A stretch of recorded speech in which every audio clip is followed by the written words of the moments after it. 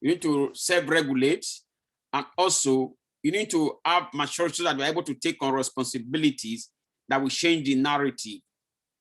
And also, you also need to anchor on the past in terms of reflection, because as you rightly put it, is when you reflect, you learn lessons, you learn things, and you generate possibilities that you could kind of use to change the situation, you know.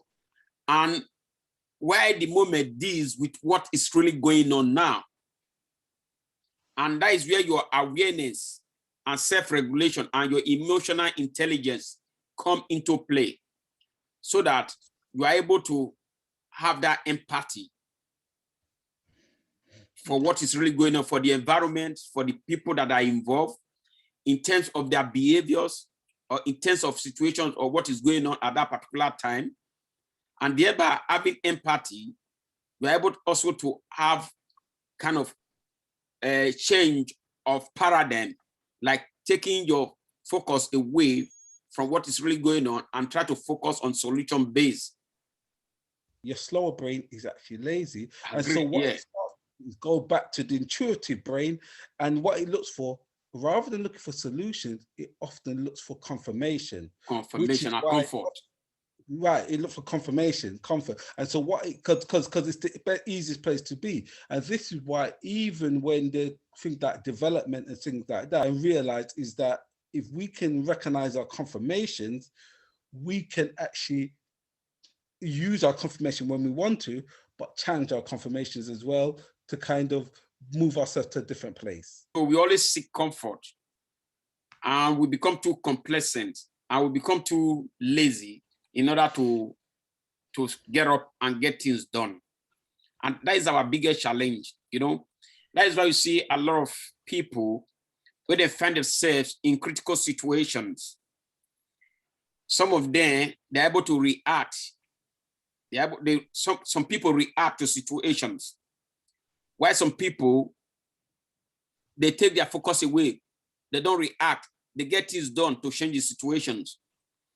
While some people, they just sit in one place without not doing nothing because they are so overwhelmed and so shocked. You know, that is where emotional intelligence comes into play, where social awareness comes into play, and where your strengths as a human being come into play. You know, how have you developed yourself? What have you done in such situations in the past when you find yourself in such situations?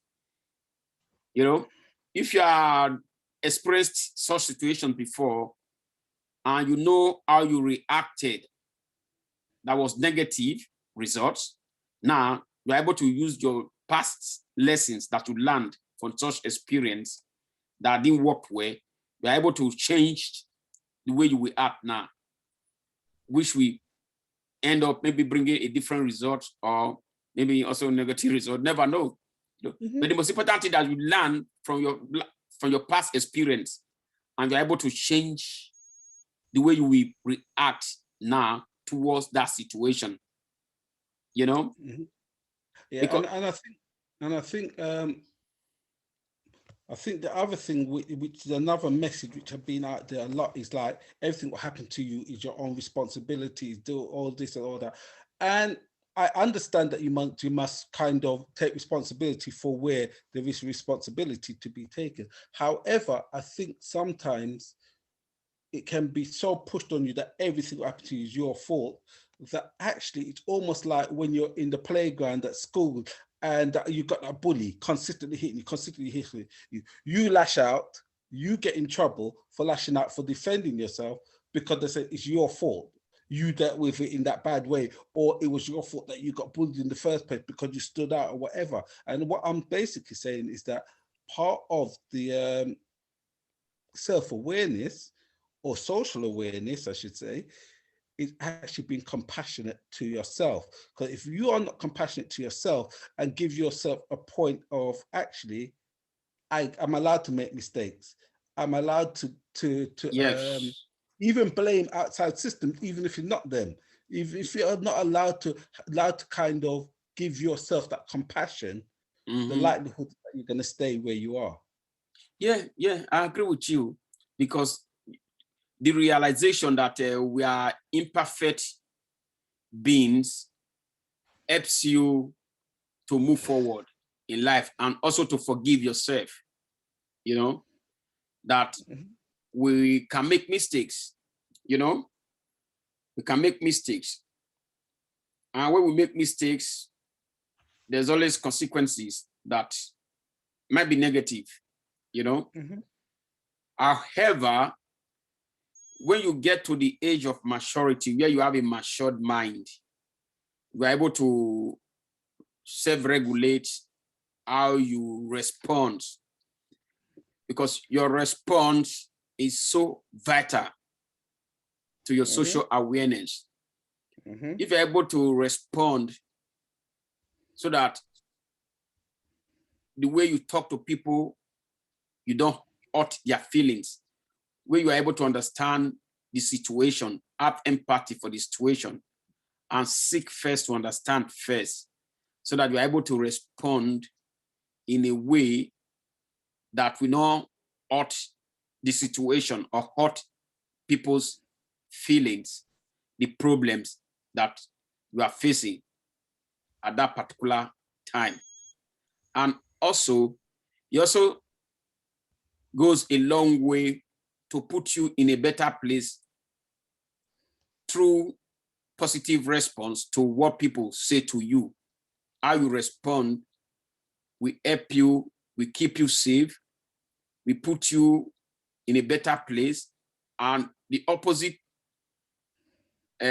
response you get back will also becomes kind of positive, will not be so negative, because you're able to use your emotional intelligence to respond the other way.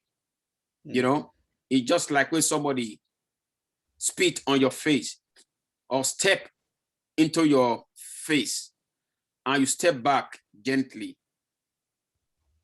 and just reply in a calm voice, do you realize you are intruding into my private space? But let's assume as he step into your space, you push him roughly.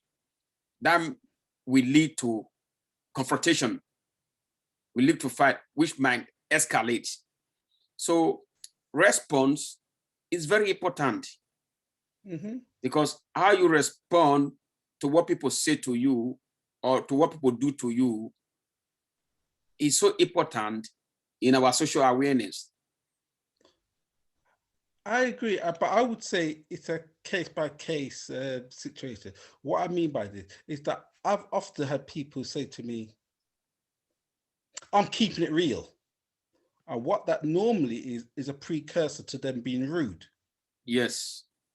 Yeah, that's the norm what it is. So sometimes I'm harsh with them and I'm stark with them because I need to shut them down and show them that actually we don't need to be having your so-called real, which is really rude. And so I will cut them down, and I will not lie about that. I will cut them down because sometimes I believe in that situation with my my level of social awareness is that you need that, because this person will keep it real and me. If I don't cut them down, they will consistently just say what they feel they want to say without actually taking any consideration into my feelings. And at the end of the day, I have to self-regulate, like you consistently speak about. So part of my self-regulation is to keep myself as pain-free as possible, which might mean that I have to get into a space of confrontation. I understand you. At times, there's always possibilities that you might lose your cool and you find yourself in the space of confrontation. But the most important thing about having social awareness is to have a positive growth mindset, whereby all your responses should be positive minded, so that you are able to damp the situation You're able to understand the situation. You're able to have awareness of the situation. You're able to have empathy. You're able to understand what is really going on. You are able to manage the situation effectively. You are able to move the situation from a very negative level to a better positive level. That is why your social skills are needed, so that you are able to self-regulate and behave oppositely from the negative behavior, so that you're able to change the situation. Right. I understand that. However, when I say sometimes I'm not been in a confrontation for years where I haven't been in total control. Yeah. Everything I've been in total control. So I don't enter a confrontation angry ever. Oh, that's good then. Right. But what I will do is enter that confrontation with an agenda of that situation, or the way you're talking to me, the way you're dealing with me, need to be corrected. Because I truly believe that for me, I need to train the people around me, and that's train sounds like a harsh word, but I'm using the word train. The people around me to behave towards me in the way I want them to behave towards me. Yeah. So I would rather not talk to you at all if you can't talk to me in a certain way. Okay. Or deal with me in a certain way, rather than have you demeaning me and I'm kind of playing the moral high ground. Because I actually, because you see, in that situation as well, I remember having this conversation with somebody one day who would be really, really rude to me, and I was quite harsh with them, saying, listen, they're lucky that they're dealing with me, with somebody who's got some kind of knowledge and some kind of sense and some kind of whatever, to be able to kind of deal with them and say, listen, talk to me better than that, deal with me better than that, etc., etc. Because if it's somebody who had less awareness than I did, they would have smacked you in your face. So me taking them and challenging them on that level appeared to be negative, I felt was actually a positive move, in that at that moment, I taught them how I needed to be spoken to. Also, the idea that they are actually coming across in a way which could get themselves into hot water. They might not realized it, but I had to kind of spell it out for them. I was doing it out of what I believe were compassion. Yeah. I genuinely believe I've been compassionate by turning it. And so therefore, I think it can kind of cross over. I'm not saying we mustn't always aim for a positive result, because the fact that the person came back, apologized, said to me, okay, then they will think about, they would address things better, but they're saying, this is how I am. However, in the moment, they had to change their behavior, which means that it's not how they are, it's how they were allowed to get, is what they were allowed to get away with. Yeah. And so therefore, the results were positive. Which is good. Because again, I believe I need to go through something as pain-free as possible. And for me, although I work so hard on my ego, and so my ego, everybody's got an ego, but my ego is very, very low. It's very, very low. However, for me, that doesn't mean that you are allowed to address me in any which way you want to address me and deal with me in whatever which way you want to deal with me, because I'm still a human being and still deserve a level of respect. And so I will make you have to do that around me when you're dealing with me. Yeah, I agree with you on that level. So long you are able to achieve positivities and you are able to achieve maximum results in a positive way,